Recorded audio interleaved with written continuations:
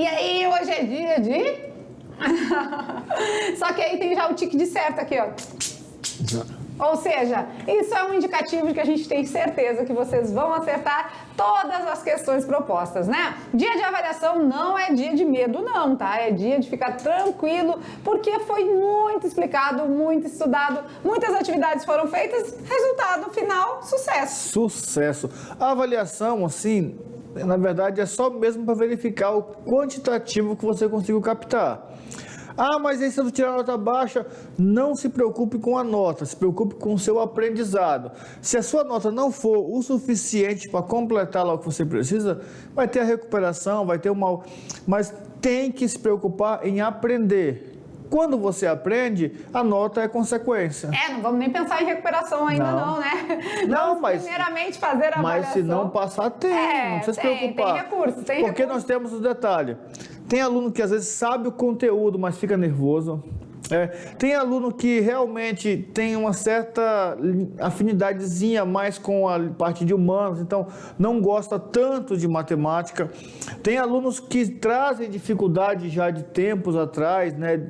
Porque fez um sexto ano mais fraco, fez um sétimo ano. Então nós sabemos disso, por isso que nós fizemos revisão, buscamos trazer aquilo que é importante para que vocês tenham sucesso. E aí, o sucesso é 100% nosso, que vamos passar para vocês o conhecimento, e 100% de vocês que estão recebendo esse conhecimento. E a aula de hoje não é aula de fazer nada, e sim só prestar atenção, né? Aula de atenção, de olhar o que a gente está revisando. E a gente vai revisar 6 aulas. Não significa que as demais não possam ser abordadas na avaliação, tá? Mas por conta do nosso tempo, a revisão é feita em cima de 6 aulas. Vamos lá, então? Aula de número 17. A gente vai para a revisão geral da unidade 1. Nós vamos falar no conjunto, na sua segunda parte, aquela aula que nós estudamos, o diagrama de Venn e o conjunto dos números racionais. Conjuntos na sua parte 2 também, conjunto dos números irracionais e os números reais. E os conjuntos na parte 3, quando nós pegamos os conjuntos todos e colocamos na reta numerada e também trabalhamos a questão dos intervalos e suas operações. Muito bem, também a gente vai ver a ideia de função, onde a gente começou explorando intuitivamente e definindo por conjuntos. Depois a gente viu domínio, contradomínio e imagem, ainda definiu por equações matemáticas. No gráfico da função a gente estudou as coordenadas cartesianas e construiu algumas situações usando o gráfico da função. Vamos começar assim então, revisando a aula 4.1, onde a gente viu o diagrama de Venn. O diagrama de Venn nada mais é do que uma representação do conjunto, não é? Dentro de uma circunferência. Nós temos ali uma circunferênciazinha, é um sistema de organização de conjuntos numéricos, onde os elementos são agrupados em figuras geométricas. E aqui eu acho legal o seguinte, ó, figuras geométricas. A mais comum, a mais utilizada é a circunferência. Professor, mas se eu quiser colocar num quadrado, quiser colocar num triângulo... Pode ser? Pode, só que na hora de fazer aqueles problemas vai dar um pouquinho de trabalho. Porque a gente vai às vezes trabalhar com interseção de 3 conjuntos, né? E aí se for quadrado, aí você tem que mais... Como a circunferência não tem os cantos, não é? Fica mais fácil de montar esses problemas. Lembrando que a gente começa de dentro para fora, né? Perfeito. Da interseção para dentro. Olha lá, na dica a gente vai começar assim. Primeiro resolve de dentro para fora, começar pelas interseções. E depois a gente desconta aquilo que tem em comum, vai fazendo os descontos e vai... Sim, aí sim a gente pode fazer a soma total, certo? Certinho. Então, olha lá, começamos pela interseção, pelo meio de tudo, depois a gente vai fazendo os descontos necessários e aqui também vai fazendo alguns descontos aí que forem precisos, tá? Vamos lá agora revisar a aula 6.1, onde a gente faz a parte de conjuntos, né? Usando os racionais, os irracionais e os reais. Bora ver. Conjunto dos números racionais, lá no finalzinho lá, ó, é o conjunto que vai abranger tanto os números naturais quanto os números inteiros. E aí começa aquela brincadeira, entre 2 números inteiros existem infinitos números racionais. tanto na forma de fração como na forma decimal. Na forma decimal exata ou na forma decimal não exata, chamadas de dízimas periódicas. E aí a gente vê os irracionais, né? Que é o π, as raízes quadradas não exatas, né? Raiz de 17, raiz de 2, tanto para valores positivos como negativos. Os reais são todos, né? Por isso que a gente até diz a reta real. Todos os conjuntos juntos nos dão o conjunto dos números reais, ou seja, os reais é a união dos racionais com os irracionais. Perfeito. Certinho? Certinho. E aí a gente mostra isso na parte do diagrama, né? Primeiro os naturais, depois os inteiros, depois os racionais e no cantinho os irracionais. Lembrando que os irracionais não se misturam com os reais e nem com os racionais, e nem os racionais se misturam com os irracionais. Beleza, né? Revisando agora a aula de número 7, onde a gente vai ver essa representação na reta numérica, estudar os intervalos e fazer algumas operações com esses intervalos. Vamos lembrar. Representação dos conjuntos. Primeiro, em notação. Essa parte da notação, eu acho que é a que dá mais trabalho, que dá um pouquinho mais, né, de complicação. Por quê? Porque eu tenho que especificar qual é o meu universo trabalhado. E é a parte que eu falo, x pertence aos inteiros, x pertence aos racionais, x pertence aos naturais. Aqui nesse caso, como é um caso mais ambíguo, maior, eu digo que x pertence aos reais. Quem é o x? O x são os meus elementos. E aí eu abro uma exceção para esse meu universo real. Tal que?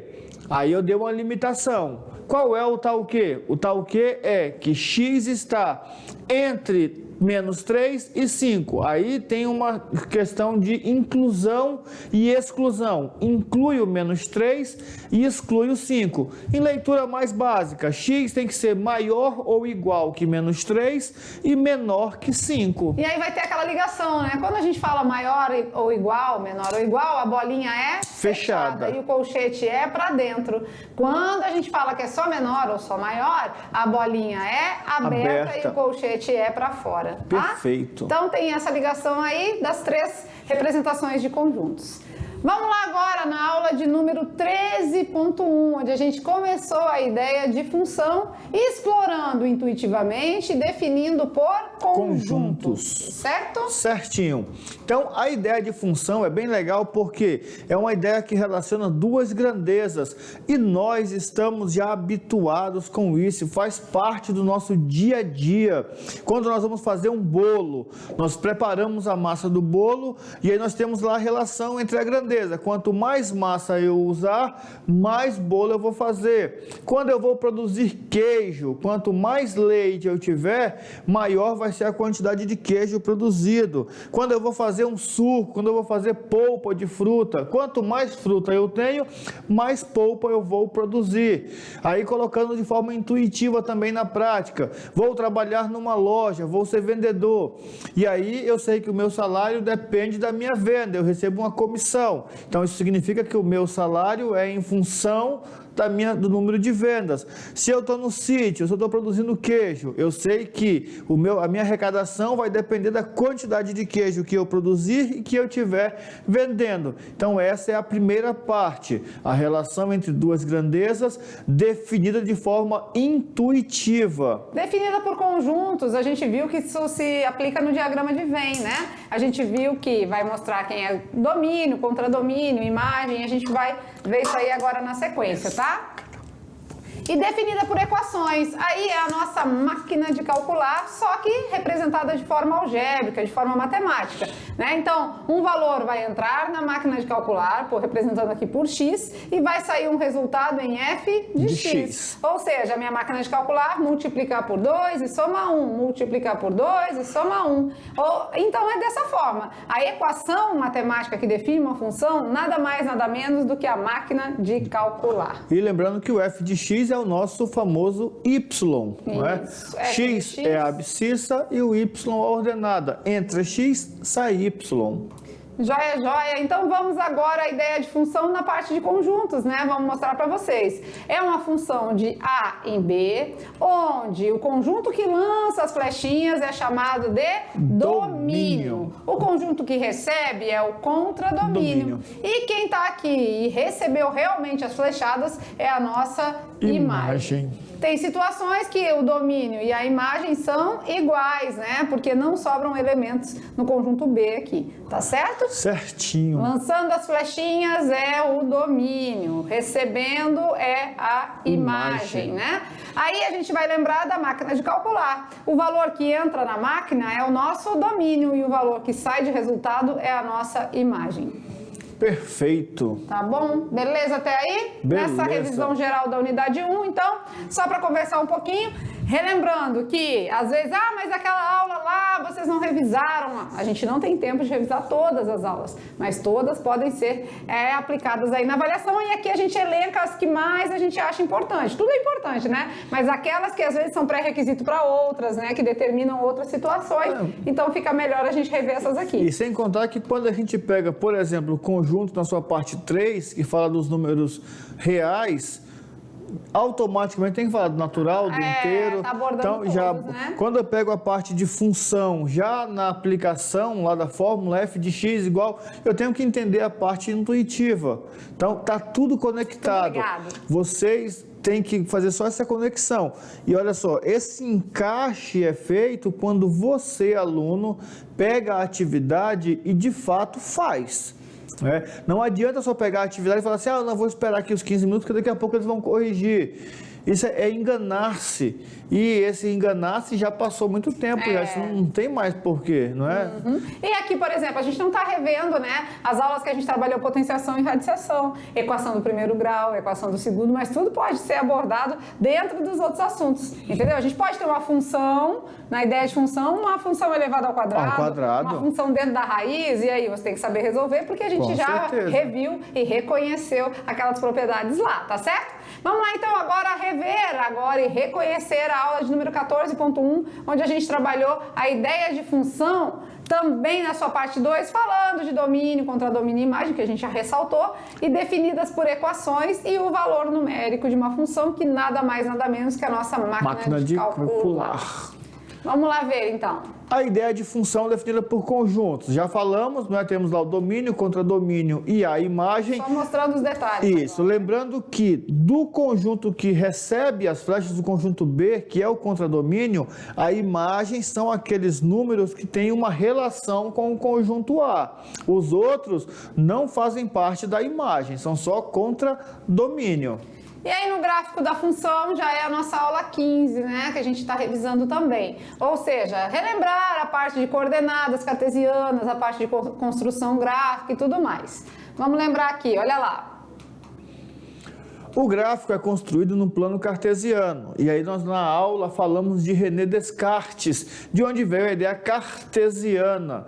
O plano cartesiano é formado por dois eixos, o eixo X e o eixo Y. O eixo X é aquela reta que se encontra na posição horizontal, ela é chamada de abscissa, e o eixo Y é o eixo das ordenadas. Por que esse negócio de abscissa e ordenada? A abscissa é o domínio, é o número que entra. Ordenada é o número que sai da nossa máquina de calcular. E essas retas, quando cortadas num ponto, elas formam 4 regiões, chamadas de quadrantes. Muito bem, né? E dentro desse plano cartesiano, então, a gente vai representar aqui agora o que já foi feita a leitura no slide anterior, né? Ou seja, a gente tem o eixo das ordenadas, que é o Y, a gente tem o eixo das abscissas, que é o X, e também a gente tem o nosso querido amigo par ordenado. Se é par, é porque são dois valores, né? O primeiro sempre em X, o segundo sempre em Y. Beleza. E aí vamos lembrar um detalhe importante, que 2 e 3, para pares ordenados, é completamente diferente de 3 e 2. E 2, tá? Beleza. Primeira informação é sempre em X. A segunda em Y. Vamos marcar aqui o ponto 3 e 2 para ver onde que fica, né? 3 para X, 2 para 2 para Y. Olha, tá bem diferente. Se você pega, por exemplo, o seu GPS, não é? E procura lá assim, pizzaria Bela Pizza Gostosa, aí tá lá, coordenada 3 e 2. Aí você vai para 2 e 3, você vai cair lá na pizzaria, pizza não muito boa, que é a do lado, a vizinha. E aí não vai reclamar. E aí, ainda falando do gráfico, né, a gente tem 4 pontos para fazer a construção, né? Para a gente conseguir construir, a gente viu aí os 4 passos para fazer isso aí. Vamos ver. Primeiro, determinar valores para X. E aí, ó, fica uma dica nesses valores para X. Usa o -2, -1, 0, 1 e 2. Se o problema não disser os valores de X, aí você usa esses 5 números. 2 negativos, o 0 e 2 valores positivos. Depois a gente encontra os valores de Y e monta os pares ordenados, né? Isso. Ou seja, você vai... É a máquina de calcular. Isso, entrou pega os o valores X, de X, joga na máquina de calcular. fez a operação, vai resultar valores em De Y. Por último, né? Por último não. O terceiro passo, a gente marca esses numerozinhos, esses pares ordenados, esse encontro de informações, vai marcar os pontinhos no gráfico, né? E aí a gente vai marcando os pontinhos. No passo 4... Traça a curva reta da função. Então o quarto passo é apenas unir os pontos? Só ligar os pontos. Ligar os pontos, né? Na unidade 2 a gente vai ver a especificidade de cada função. E cada uma se representa de uma forma no plano ordenado. Tem uma curva da função especial para cada tipo de função. Beleza. Aqui a gente está vendo de maneira mais geral, mais genérica, porque a gente ainda está só na parte introdutória. Né? A gente está ainda na ideia de função. Né? Quando a gente fala aqui, a gente está trabalhando a ideia de função e não uma função em específico ainda. Isso. E atenção só com essa questão de curva, tá? O nome curva não quer dizer que ela vai ser curva. É só nomenclatura mesmo que se dá a esse detalhe. Beleza, beleza. E essa está sendo a nossa revisão para a avaliação, né? E na avaliação a gente vai estudar, né, mais do que a gente reviu aqui. Vocês podem pegar aí todo o assunto. Aquele aluno que estudou, que fez todas as aulas, com certeza fez os mapas que a gente pediu, né? Cada folha do caderno, aula 1, faz a revisãozinha. Olha, teve um caderno que mandaram uma foto aqui muito bonito, né? Lindo, assim, a gente vê assim que o aluno está sendo organizado, né? Em cada aulinha faz uma folhinha, não precisa muita coisa, gente. Isso. Anota os tópicos principais, a gente costuma dizer qual é o coração da aula, costuma dizer o que é mais relevante dentro de um assunto, né? Que vai determinar você a conseguir resolver as questões, entendeu? Então, se você fez esse passo a passo, com certeza, hoje você tá assim, ó, só de boa. Só de boa, né? na lagoa. Porque assim, o grande detalhe é que nós criamos uma questão de competitividade e a gente sempre quer competir com alguém. E não é esse o caminho. O propósito, né? O propósito é você competir com você mesmo. É você dar o seu melhor. Qual é o seu melhor? Aí, não vou comparar. Tem aquele detalhe assim, porque filho do fulano fez assim, porque ciclano passou no... Não é ele, é você. Qual é o seu melhor? Eu consigo fazer até aqui. Então, esse é meu melhor. Se eu amanhã conseguir melhorar esse meu melhor, eu vou estar sendo melhor do que eu era ontem. E esse é o objetivo. Em todos os sentidos, né? Como aluno e como pessoa, como ser humano, o objetivo é cada dia a gente ser melhor do que a gente mesmo, né? Vamos evoluir aí, vamos melhorar, né, gente? Não melhor que o outro, presta atenção. Não tem que ser melhor que o outro. Eu tirei 5, tu tirou só 3. Não, bom, se ele tirou 3, é o melhor dele. Amanhã ele vai tirar 3,5. Ele evoluiu. Tu tirou 5 e ficou no 5, tu não evoluiu, filho. Tu ficou ali, o teu ego te deixou ali, ó. Eu sou melhor do que você. Uma hora ele vai chegar no 5 e vai passar do 5 e tu continua no 5. Então, pode se acomodar. A evolução. Vamos chegar mais pertinho agora aqui. Chega junto da gente, mais pertinho, pra gente desejar aí uma boa avaliação pra vocês, né? Que vocês tenham sucesso, tenham êxito, né? No que vocês pretendem fazer, tá? Vocês vão realizar as situações, as questões apresentadas na avaliação e com certeza vocês vão ter sucesso, tá bom? A gente deseja de todo o coração atenção, porque não adianta você... É muito frustrante você errar o que sabe, né? Às vezes errar o que não sabe, beleza, é perdoável, eu não sabia mesmo, né? Então fazer o quê? Mas errar o que sabe, por falta de atenção, aí dói fundo, né? Dói. Então, se você tá sabendo o assunto, sabe o conteúdo, é só você se dedicar aí, prestar atenção, fazer uma leitura boa, uma interpretação e partiu cálculos. E aqui a gente deseja tudo de bom, né? Avaliação. Boa avaliação. Boa avaliação. Beijo no coração e até a unidade 2. Já, já.